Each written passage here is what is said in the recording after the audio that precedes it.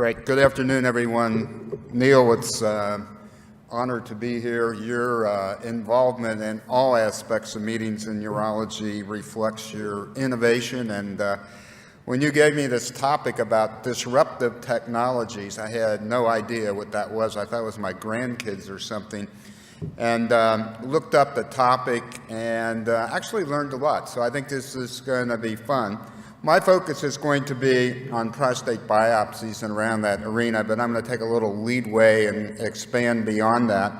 I do have some disclosures there at the bottom. I hold patents on 3 of the things that we're going to talk about, so maybe that's why Neil asked me to do it. And I am a consultant for MDX Health. So, disruptive technology, what is that? This was a term that was coined by Harvard professor Clayton Christian a number of years ago, and you can see all the things out there that have influenced our lives that are disruptive. There's a lot of them in medicine. The ones in urology I think about are SWAL and robots, CT, MRI, things like that. Next generation imaging, next generation DNA sequencing, and some of the things I'm going to talk about. As I read more about disruptive technologies, I realized that some of these things start out constructive, they switch to destructive and back and forth. And so everything that is disruptive, obviously, is not good in a way forward. In my opinion, and I'm going to come to this at the end of my talk, the most disruptive technology that we're dealing with here in urology and medicine is electronic medical record, and I'll tell you why in a minute. But my focus primarily is going to be around prostate biopsies, what influences them, and so forth.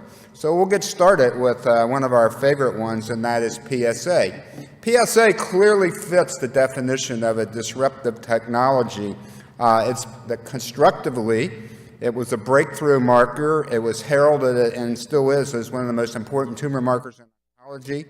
Has a way to monitor the disease. It's inexpensive, available in minutes, but in early detection we got into some problems with PSA. The destructive part of it has been, it really has developed this anxiety, patient-stimulated anxiety, physician-stimulated anxiety, and amplifier, leading to overdiagnosis and overtreatment of men with prostate cancer, controversies about isoforms, and we tried to make things, the signal when to do the biopsy with PSA. How many of you remember PSA Airlines? Raise your hand. Anybody? Dr. Vestal does. That was Pacific Southwest Airlines, and that was flying high for a long time. And so was PSA. And then it had this next thing is called the world's shortest vacation. And basically it's not looping now, but it's a person diving into a shark. And it's right when they start their vacation. And that sort of ended when we had the U.S. Services Preventive Task Force. And so PSA became more destructive than constructive. But can we make it constructive in 2018? I think the answer is yes. And how do we do it? What technologies are out there that we can involve? Well, first of all, 90% of PSAs are ordered by family practice physicians, but we confuse the hell out of them. We don't give them a simple message. We give them cutoffs at 2.54. We talk about PSA velocity, PSA density, age-specific PSA, percent-free PSA, complex PSA, 5, PCA3, select MDX, 4K, and they go, help me. What are we going to do? And what we need to do is give them a simple message. And I won't spend a lot of time talking about this, but I want to say that there is a cutoff. If we have one simple thing for them to remember, like a blood pressure 140 over 90, a blood sugar of this, guidelines, something that they can remember, I think is important. So we basically published this about 6 years ago, looking at the Henry Ford database, and came up with a cutoff of 1.5, below which you have a very low risk of having any significant prostate cancer. 1.5 to 4 is a gray zone. It's a prostate disease zone. It's a watch zone, a danger zone, whatever you want to call it. A way forward, then, is this 1.5 to 4 is something for family practice doctors to remember, for us to remember. and I think there's a good, strong foundation for it. The most common cause for an elevated PSA in that range is BPH. Prostate cancer is right there, prostatitis. It's a whole, you can put your arms around it and call it prostate health. Just because your PSA is greater than 1.5 doesn't mean you should get a biopsy. And the other thing that people worry about, how much is out there, 73% of men, and this is from 500,000 PSAs we looked at, have a PSA of less than 1.5 when they're seen. So we're only talking about 20% of men. So a disruptive technology is this: PSA alone to guide prostate biopsies should end, unless it's like 15 or 10. We need to risk stratify, and we have a disruptive technology that's new, and it's called genomics. And so genomics can enter in here, and we can use that 1.5 as a gray zone. It doesn't necessarily mean you need to do these tests, but if you're worried, you do. The genomic tests help you determine whom to biopsy and whom not to biopsy as a way forward. And this, I think, solves some of the criticism of the U.S. Services Preventive Task Force. So my little stick man here, you come in, routine PSA, family practice doctor, less than 1.5, come back in 5 years, greater than 1.5, evaluate it, maybe repeat it, look for BPH, maybe do a biopsy if a genomic test shows you, like SelectMDx or so forth, that the patient is at risk. The other thing we hear about is informed decision. Informed decision is not going to happen. Your family practice doctor doesn't get informed decision when he checks your blood pressure, your cholesterol. He doesn't tell you, if I check your cholesterol and it's elevated, I might have to put you on a statin. You might have rhabdomyolysis, renal failure, and die. They don't tell you that. When do they talk to you? When the test is abnormal again and again. And when your blood sugar is elevated, they don't start you on insulin. They do another test, and that's called A1C hemoglobin. And I think that's the same thing I just showed you with some genomic markers here. All right, we have a website, pcmarkers.com. This is great for patients. It's got all these reports on and things that I even haven't talked about. So we need to make PSA great again. And here's Eric Klein, my good friend, saying make genomics great again. Let's talk about prostate biopsy for a few minutes. Prostate biopsy has been around for decades. It goes back to the Vin Silverman needle back in the 50s. True cut needles, we all remember those harpoons that we used. We were just getting into fine needle aspiration when ultrasound came around and the bioptic gun. And my good friend Bob Donahue said the most dangerous weapon today is a urologist with a bioptic gun biopsying prostates. We had great leaders, Bill Cooner and Fred Lee, who helped us out here. But this is really was a disruptive technology, the transrectal ultrasound and transperineal ultrasounds that began sort of the prostate revolution. But it's 30-year-old technology, and I don't think we should be living with it anymore. We biopsy way too many men, 1.2 million, and most of the biopsies we do are negative. So we got to get smarter, and one of the things that I just talked about were genomic tests. Some minimal things like, side fire versus end fire, changing that and increasing the positive biopsy rate. But I do want to talk about our 3D mapping program, and as mentioned, I do have a conflict because I'm on the board of this and have a patent. But what it is it involves a interrogation of the prostate that's not done normally with transrectal biopsies and saturation biopsies and things like that. These are 5 millimeter intervals. And this is a cartoon up in the upper left-hand corner here, and this is the setup in the right-hand corner. It's quite a setup to do these transperineal biopsies. And they're really not going to catch on unless we have a sort of innovative, disruptive technology to change how we do it. So what are we doing? Well, we've developed a bioptic gun that's different. One of the things when you do these biopsies, when you go through the prostate with 17 millimeter biopsy units we use right now, the barred guns, you might have to have 3 biopsies as you go through the prostate to traverse the whole thing. We have developed a needle that you can dial from 50 to 60 millimeter in core, as you see right here, so you can biopsy the whole prostate. This cuts down the number of biopsies. The other thing is these needles do not deflect the way the others do, and then we can put this in a 3D program And Dr. Lepore is going to talk about targeted focal therapy. I think the big problem with targeted focal therapy is using MRI as one way to do it and not doing mapping biopsies and doing it right. The other thing is 90% of the biopsies are negative. This is something else we've developed. It's called the optical biopsy system. I think it's disruptive technology. What it is you shine a diode light, you get a reflection back, and you get an answer, yes or no, cancer. You can shoot a biopsy if you want. This is now undergoing clinical trials. We started at the University of Colorado. We expanded to Johns Hopkins with Allen Park Memorial, James Easton, our friends at Tuck in Denver, Larry Karsh in the group, and Dr. Shore.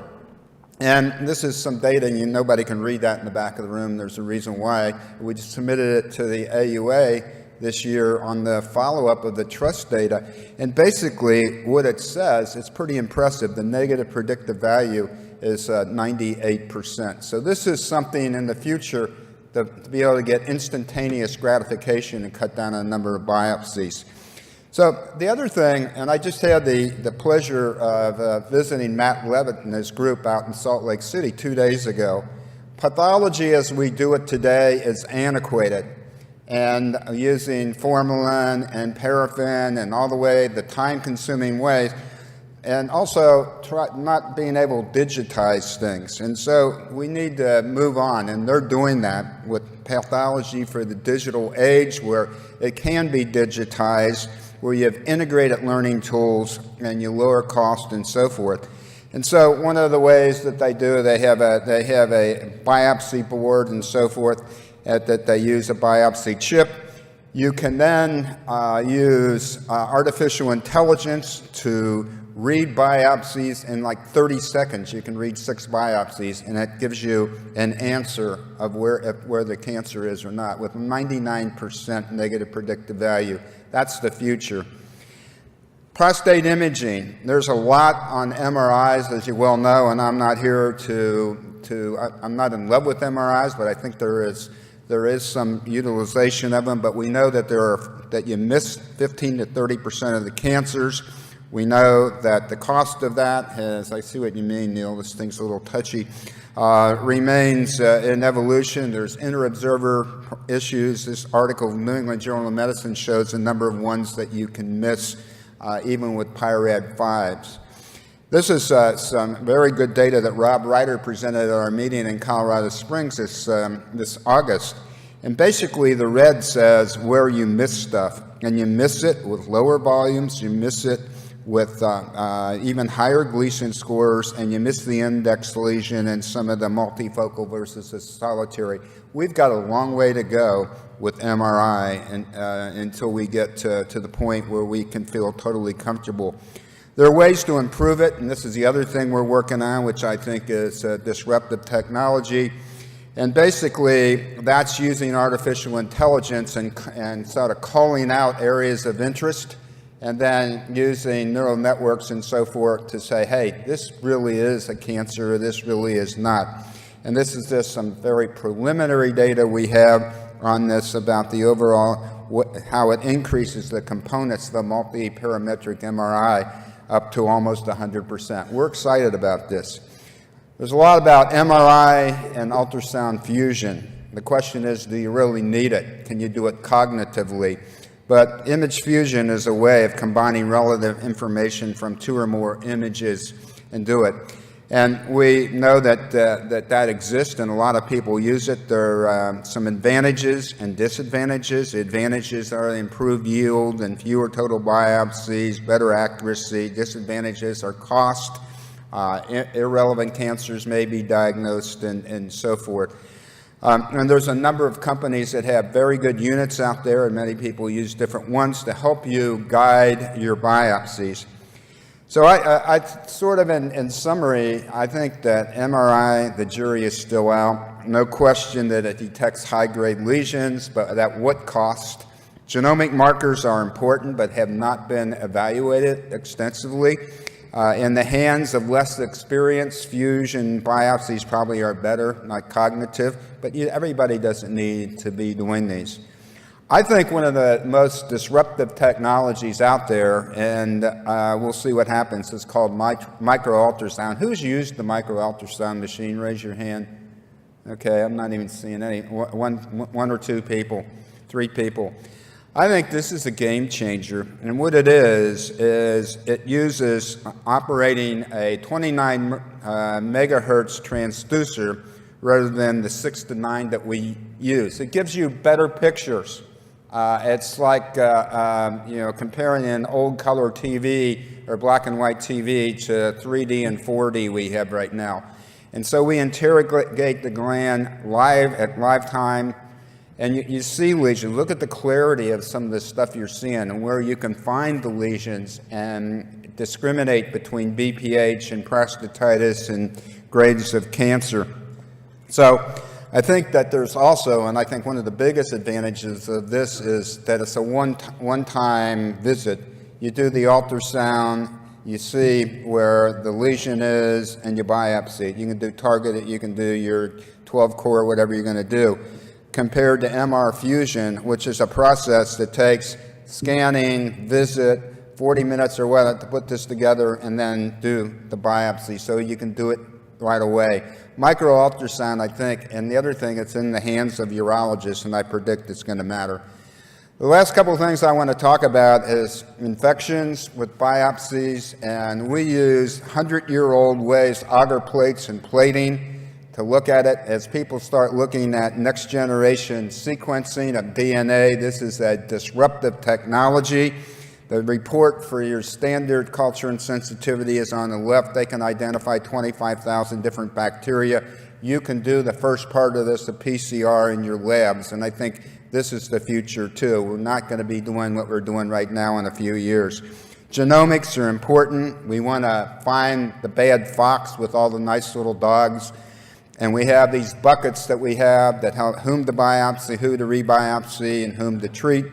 And we've got a lot of riches out there right now to deal with that, and particularly negative biopsies. But we should probably cut down on the number of negative biopsies as we use genomic markers to determine who to biopsy.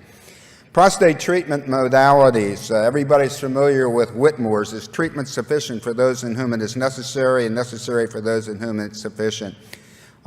We went, Andy von Eschenbach said, was targeted control. Targeted ablation, Dr. Lepore is going to talk about it. I think that you got to do it right, and if you don't do it right, at least find where the cancer is, I don't really support it. But there are different ablative techniques. These are disruptive technologies. We know that one of the sponsors here is HIFU. My opinion, I don't believe in focal therapy. I do believe in targeted focal therapy where you know what you're going after. And we'll need to keep working on this as we get better. The last minute, I want to talk about disruption by the electronic medical record. Electronic medical records, who do they serve? Patients, hospitals, payers, things like that. Look at your note from 10 years ago and look at your notes today, where we cut and paste in templates and things like that. There are a lot of advantages. I can't argue against that, but there are a lot of disadvantages. This was a thing that was in the Denver paper a couple of weeks ago, and it was healthcare can hurt. And it's talking about 76% hike in 7 years at our institution and other places, and excess building and so forth. So they're making a lot of money. I don't know about you, but I'm not getting that money. Kaiser blames the hospitals for the costs they have. They have an antitrust suit. The whole thing about this is we spend a lot of time doing this and don't get a lot out of it. And we also, the last thing I want to talk about is a genetic mutation, and we call that mobile phones, and we're hooked up to these with the electronic medical record with patients and things like that. And no wonder we have physician burnout. People are spending hours after their clinic doing the electronic medical record for increased billing and other things like that.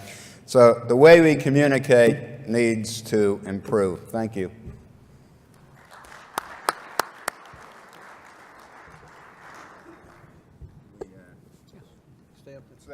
Stay there. Good, because we'd have to bring a step stool up here for Cliff. So for those of you who don't know, he was my mentor when I was a fellow at Colorado, so it can come around. Can urologists use the micro-ultrasound in their offices? And how is the learning curve on this device? Okay, so I can't hear what you're saying, believe it or not. You want to read it? No, so were you asking about the micro-ultrasound? Micro-ultrasound. How easy is it to implement into your office?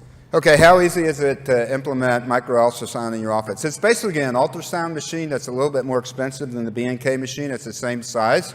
And you get it just, it has a 29 megahertz transducer that gives you unbelievable thing. And Neil's done a lot of work with it. He could probably answer better than I. I think that this is, my dad used to say timing had a lot to do with the outcome of a rain dance. Timing right now is that I think this is in the hands of urologists.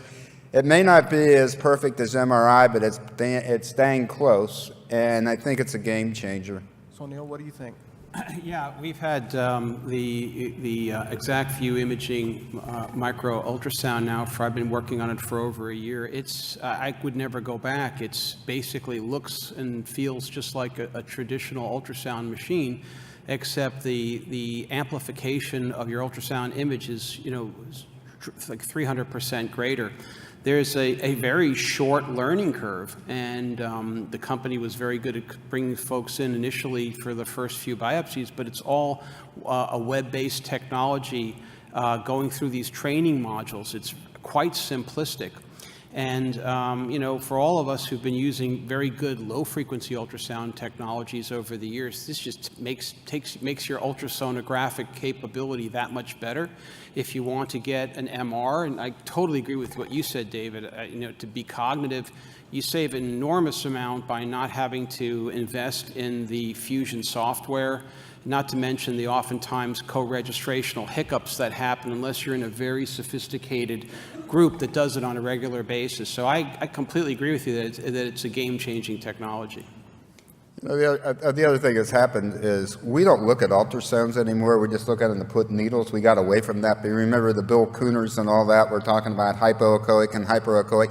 Now you start looking at those again, and you say, I think I can see something. This just makes it easier. We just did, 3 weeks ago, I did 6 patients, and 5 of the 6 were positive with doing it. So we'll have to see. More people are going to have to get experience, but I think it's very interesting. So in that vein, how do you feel about focal therapy with micro-ultrasound? The focal therapy? Yeah. Would you consider that therapeutic? Well, I think that we're kidding ourselves by doing focal therapy or targeted focal therapy without knowing what's in the prostate. And I don't believe that you can accurately know what's in it with this MRI.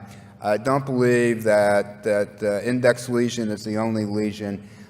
We have an abstract we just submitted to the AUA, and we're going to write in the paper on a correlation with MRIs and mapping biopsies and lesions and things like that. So I think that we make this mapping biopsy easier, that you can do it, and it's turnkey, then it's going to take it. Will micro ultrasound help? I think that the day is going to come when you can bring a person in and use like our optical biopsy needle, diagnose the cancer, and treat it at the same time.